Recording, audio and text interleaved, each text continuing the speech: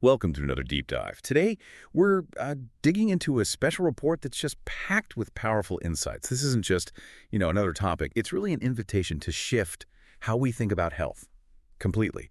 We're diving into the Redefining Health Alternative Remedies in Holistic Medicine special report. This comes straight from the Great Awakening report. Absolutely. And for you, our listeners, we've really gone through this extensive material, pulling out the most potent wisdom on how we can genuinely reclaim our well-being. It's about moving beyond maybe the usual ways of thinking and embracing a broader, much more empowering view of what it actually means to be healthy. Yeah, exactly. So our mission today, it's really to explore how genuine healing starts when we honor the body as a whole, system, mind, spirit, energy, all guided by nature's wisdom and these time-tested practices. We're looking at health not just as, not having a disease, but as this vibrant, full expression of vitality. hmm And you'll discover how to move from maybe relying purely on external systems to a place of personal empowerment. Cultivating trust in your body's own intelligence and getting in sync with nature's rhythms. Think of this as a bit of a shortcut, maybe, to becoming more informed, more self-aware. And it's packed with some surprising facts and really practical approaches. We'll get into everything from, ancient herbal allies to the more subtle forces that shape your health. We're challenging that idea of quick fixes and inviting more of a lifelong dynamic relationship with vitality. So yeah, let's dive in. Okay, so as we started looking through this report, one of the first things that really struck me was how it challenges our basic definition of health. It's not just physical, right? The report describes health as this vibrant expression of life, body, mind, emotions, spirit, all working together. Harmony. It's about thriving, right? Thriving, not just surviving. And what's particularly insightful is the contrast it draws. Conventional healthcare often focuses on managing symptoms, often with pharmaceuticals, which, well, it can sometimes foster a sense of dependency. But this report, it highlights a different path. It's about empowering you, the individual, to take responsibility, using natural, holistic, and preventative approaches. It's a really fundamental shift towards self-sovereignty in health. And this way of thinking isn't brand new, is it? It actually reminds me of that Ralph Waldo Emerson quote, "The first wealth is health." Really puts it in perspective. You're absolutely right. It's not new at all. Historically, cultures all over the world understood health as this profound state of wholeness. We're talking ancient systems like Ayurveda from India, traditional Chinese medicine, indigenous healing ways, European herbalism. They recognized that nature gave us both nourishment and medicine. And crucially, that our thoughts and emotions played a huge role in shaping our bodies, influencing everything, really. And what's truly compelling, as the report details quite meticulously, is how modern, independent science and just centuries of lived experience are kind of converging now. Mm. It's almost like science is finally catching up to what these ancient traditions seem to know all along. That the immune system is dynamic, the microbiome is absolutely essential, and that mind-body connection is inseparable from health. Inseparable. Which leads us right to that powerful quote from Rumi, the report includes. These pains you feel are messengers. Listen to them. That really makes you think about discomfort differently, doesn't it? What does the report say about pain as a messenger? That's such a crucial point. Yeah. Pain isn't just something to, get rid of immediately. The report emphasizes it's more like a language, Yeah. a profound one. Whether it shows up physically, emotionally, spiritually, it signals deeper imbalances that maybe deserve our attention, our curiosity, rather than just suppression. Exactly. Suppression versus listening. The report highlights that listening with compassion, pausing, being present, getting curious, allows that discomfort to actually transform into insight. Wellness coach Maria T. Russell noted something similar back in 2025, apparently. And the report points to so many ways to support this kind of inner listening. It mentions integrative therapies like massage, osteopathy, acupuncture, yoga. Then there are mind-body practices, breath work, guided imagery, mindfulness, even expressive movement. All these approaches help you connect more deeply, turning pain from like an enemy into an ally that guides you toward balance. Indeed. The message from this material seems to be, your body isn't betraying you, it's a truth teller, constantly trying to guide you toward balance. Ignoring those signals might deepen disconnection, but engaging compassionately. That cultivates trust, self-awareness. It lays the groundwork for real healing. Okay, so what does this broader, more holistic view of health actually look like day to day? The report introduces this really cool concept it calls the healing web. It describes it as a living library of wisdom woven from herbs, plants, practices, all passed down through generations. Yeah, the healing web. It's described as bihemispheric, which means it covers both earth-based plants, the physical stuff, and also the more subtle energetic practices. It's not about one single authority or, one magic bullet. It's presented as this diverse, resilient network of remedies and wisdom that we can turn to. And plants are absolutely fundamental to this web. The report goes into detail about powerful allies like garlic, renowned as natural antimicrobial, or Yeah. elderberry, a classic immune booster. And of course, turmeric, that powerhouse for anti-inflammatory support. Simple, potent tools used for ages. Right. And then you have essential oils, these highly concentrated plant essences. Think frankincense, valued for anti-inflammatory properties, great for meditation too. Or lavender oil, widely known for calming, sleep support, even skin healing. The report suggests these aren't just nice smells. Used correctly, they're potent therapeutic tools. Now, homeopathy. That often sparks some debate, doesn't it? The report describes it as a vibrational system, working on that principle of like cures like, using tiny doses to stimulate the body's own healing response. For listeners who might be a bit skeptical, how does the report frame its effectiveness or its continued popularity despite some mainstream questions? That's a really important distinction the report makes.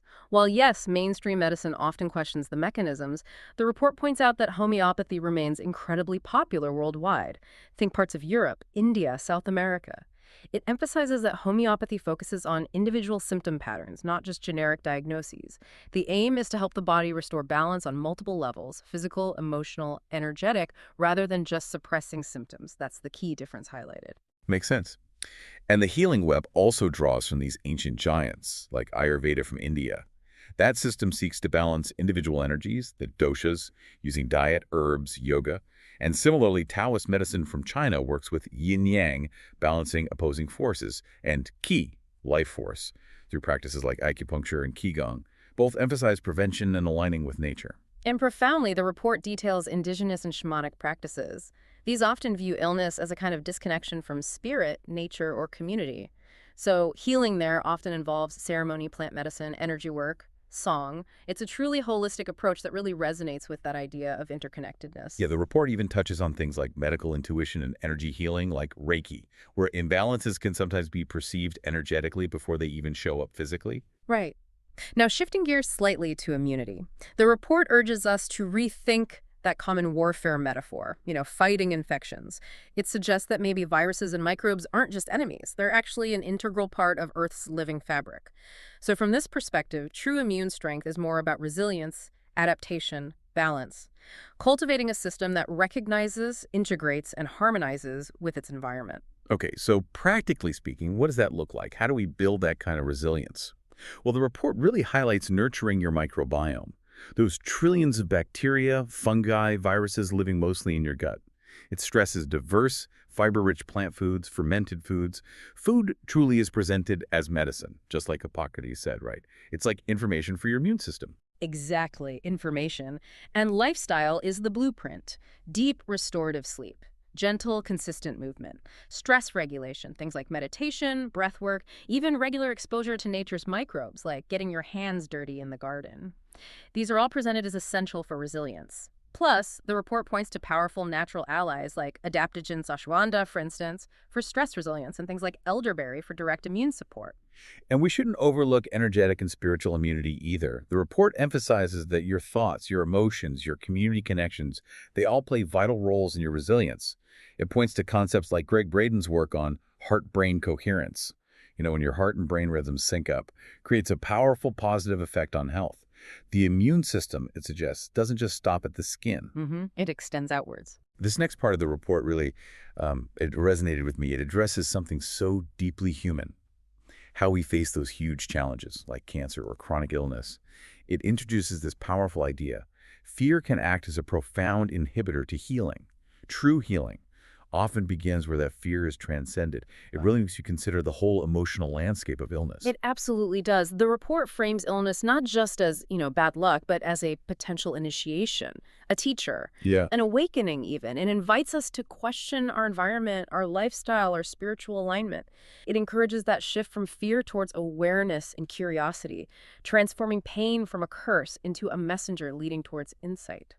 And the report shares some really inspiring stories, like Chris Wark. He healed stage 3 colon cancer, apparently without chemotherapy, focusing on nutrition and spiritual alignment.